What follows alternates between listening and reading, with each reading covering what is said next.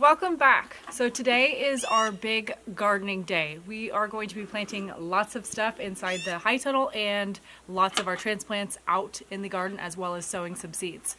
First off, I am starting with mixing some fertilizer. These are a collection of single ingredient and blended ingredient fertilizers we have from Down to Earth. We absolutely love using them. In the future, we probably won't, just because we're trying to keep things less costly in the garden, and I think we can get away with compost and free materials. But because I have them now, I'm going to take advantage and use them. The first fertilizer that we like to use is called Bio Live, and I have very little of it left. I don't have the original box anymore. This is an all-purpose fertilizer.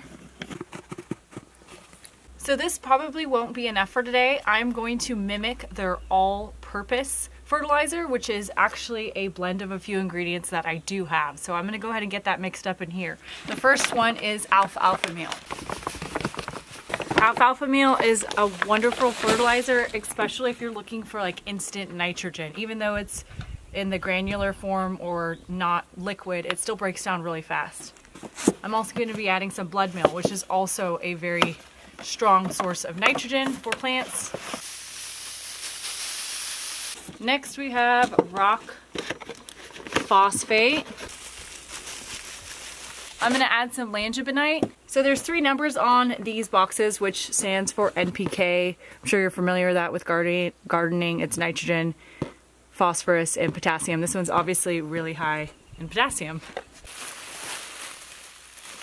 I've got kelp meal here. This is feather meal we're adding now. And lastly, we're gonna add fishbone meal. They also carry just bone meal, but we like fishbone meal. And I'm actually not gonna use a whole bunch of this, mainly because I need to save a lot of this for our strawberries and our potatoes that we are planting today. We're gonna use this acid mix on our berries today, so I'm not putting any in the mix. And 3 other fertilizers I'm going to add is a little bit of azomite, a little bit of cottonseed meal, and some bat guano. One other thing I forgot to mention is wood ash. We are using this for chickens and for our outhouse, so I don't really have a lot to spare, but this is wonderful for gardens if you're looking to increase your pH. I believe in Alaska the pH of the soils here is a little bit lower, so more acidic. We haven't tested ours, so I'm just gonna go off the assumption it's acidic or neutral, and this will increase the pH a little bit. Overall, it's just a good amendment for your garden, especially if you're spreading it pretty thin. So this is primarily what we are planting out here today. I have a few things inside the high tunnel that we're going to be planting. And we're going to start off with asparagus crowns. This is going to be our asparagus bed. I believe we got 20 or 25 crowns, and I'm probably going to space them a foot or maybe a little over a foot apart from each other. If you're not familiar with asparagus, it is a perennial, so it can last a really, really long time. At our old place, we were going on our 4th year of having it, and by the 3rd year you get really nice stalks that you can harvest. Every single one.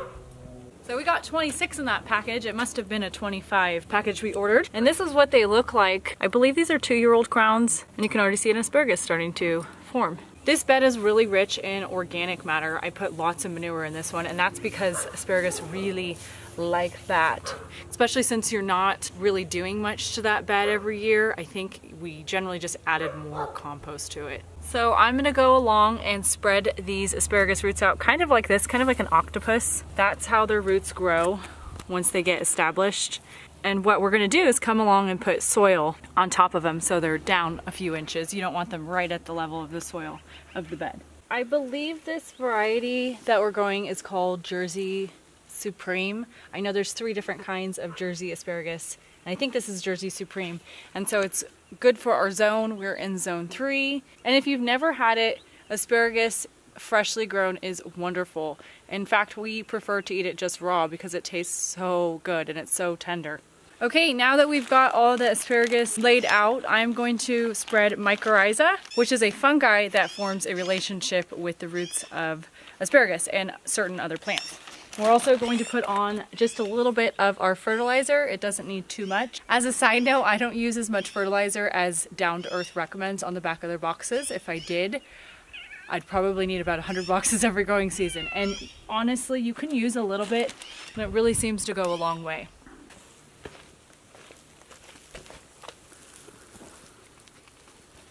So now I'm going to put some topsoil directly on the plants. These beds, we dug them out quite a bit, so the asparagus should have a good depth to grow. So we're all finished up with the asparagus, and we went ahead and planted this lilac bush we got. It's a French lilac back here.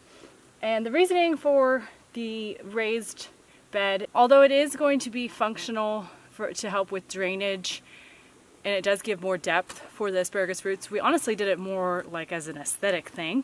And this lilac and the asparagus are going to serve as a little bit of a privacy barrier for us. We have a window that faces the road, and we just wanted a little privacy. It's not going to be year-round with the asparagus, but the lilac, it will be year-round, so that will help us there.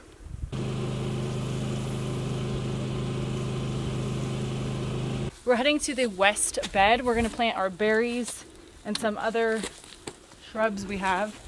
This is also in a raised bed, again, mainly just for decorative purposes. And this whole garden area is on a very slight slope downwards and outwards, so all the drainage will go with the rest of the road. So first thing we are planting is this Allium.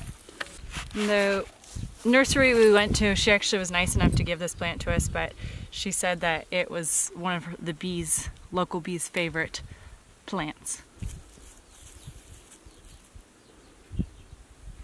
We're on to raspberries. We were not going to plant plants that grow natively here, but we ended up going with raspberries because I do think that they will be a nice edible privacy barrier. And we got Fall Gold, which is a golden berry. It's delicious. We had it back home. And then we got Latham, which is supposed to also be a very hardy, good producing raspberry for Alaska.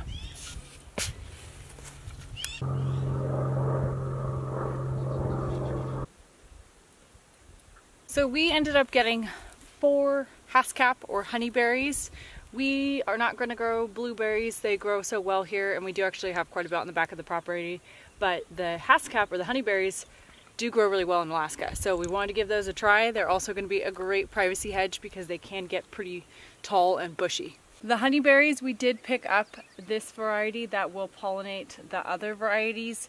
I believe those ones are tartar, and this one's a sweeter honeyberry. And lastly, we have a Rosa rugosa, which is a type of rose that's fragrant and used for its hips, which is what we are after. We would love to have rose hips to eat and make teas and make some other stuff with. So next we are planting our potatoes. As you can tell, they are very ready to go. I think we got some of these probably a few months back, and they're still okay, but I didn't keep them as cold as they should have been. I did keep them out of the light, but they still wanted to grow. So all this means is I have to make sure to plant them extra deep now. We have a really good variety of potatoes we're growing, and I'm just gonna get started. I'm gonna dig some holes. I'll come along and plant the seeds, and then I will put some fertilizers on before I put soil back over them.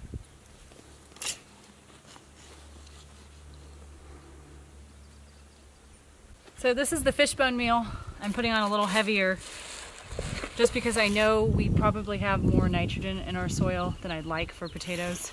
Potatoes are my absolute favorite thing to grow, not necessarily as a food, but because digging them up, or when it comes time to dig them up, it's literally like you're digging for gold. It's so much fun in my opinion. So we are growing quite a few varieties of potatoes that we have grown all before, and it's mainly because we like the color and we like the texture differences, but also certain ones store better. So the fingerling, purple potatoes, and usually white or gold potatoes store longer than your reds traditionally. Another way that's common to plant potatoes is to actually cut the potato up into little fragments where you only have a few eyes. We have always done it this way, and I don't think it's the best way to stretch your money, but it has worked really well for us.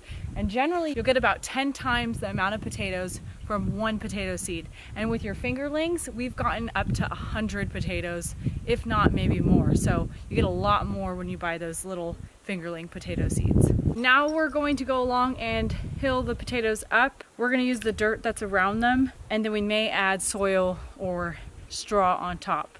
Generally, we like to use straw when we hill them up, and that just makes it easier when you go to dig them up, so you're not digging really, really deep or having to dig really deep in soil.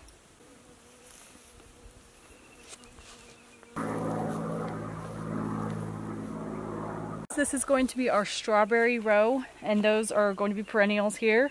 We have two different varieties. I have TriStar, which is a delicious large red strawberry, and we got pine berries too, which should overwinter fine, and those are like a pineapple strawberry, and they quite literally taste like pineapple. So I went ahead and put bone meal on these guys and the mycorrhiza, and now I'm just going to go ahead and bury them in, and I'm not going to do it too high, so I don't want to cover their, I think it's called a crown, and I can always add some more dirt later. So we are in the works of figuring out our watering system. We're probably going to need a few more hoses and have a few tees, just since we can't actually drag that hose around the whole garden. And for irrigation or for watering, we have always watered by hand. We had a garden this big, if not bigger, at our old house, and it wasn't all in one area, and we watered it by hand. It does take a while, but if you have mulch on your rows, and that can even be compost, the plants don't need to be watered every day. Sometimes they don't even need to be watered once a week. So we're happy to water by hand. Gives us a chance to get to look at the plants and see how they're doing. We hopped over to the high tunnel, and we are going to get our tomatoes planted. We're planting 30 plants this year. I have 5 different varieties. We've got 2 heirloom varieties, Kellogg's Breakfast and Hillbilly. We also have an early tomato, which is awesome. It produces these clusters of tomatoes, and early, as its name suggests. 2 cherry tomatoes, and we have a paste tomato, and we're doing about a third or maybe closer to half of the paste tomatoes, because that is what we are going to use for canning. We have these tomatoes spaced a little closer than is probably ideal, but because we are utilizing the height of the high tunnel and we're going to be training them up a trellis, that is going to be how we're going to get away with this spacing.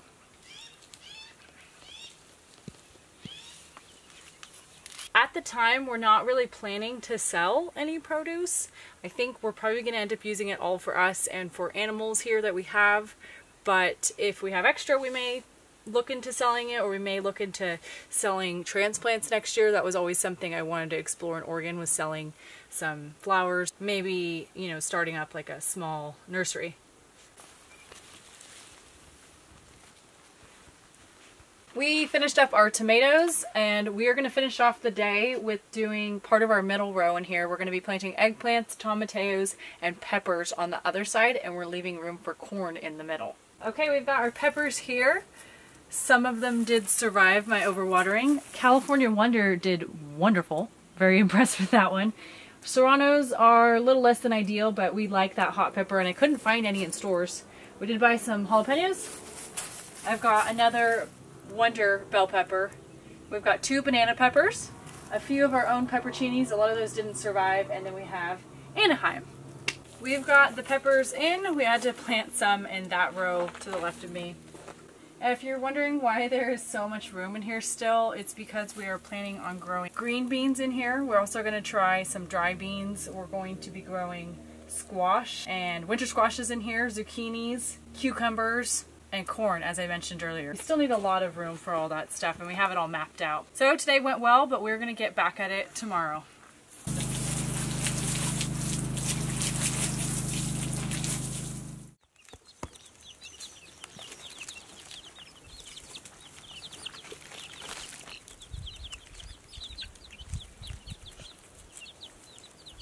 Now that it's the next day, we are going to pick back up with the gardening, but we decided to make this little small enclosure for the chickens. They're super tiny still, and we haven't built any sort of permanent fencing for them. So this is just a little temporary holding area around the compost pile. They seem to be enjoying it.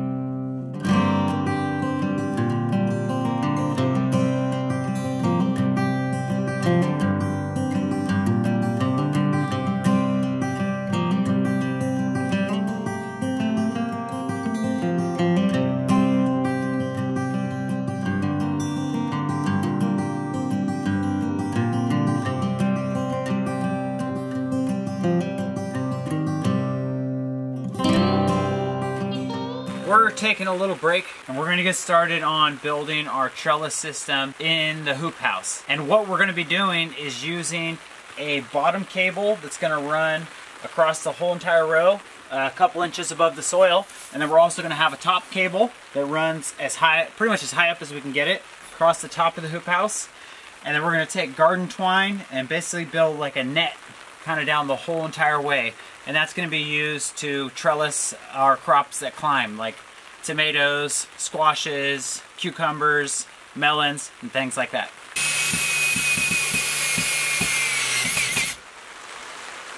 So I'm just drilling out some little holes and I'm putting these eye bolts in, and this is where we're gonna connect our turnbuckles. That is gonna connect our cable to that other side. So we have 8 of these to do. We're gonna do one down here on the bottom and then one on top on each one of these 2x4s I just put in.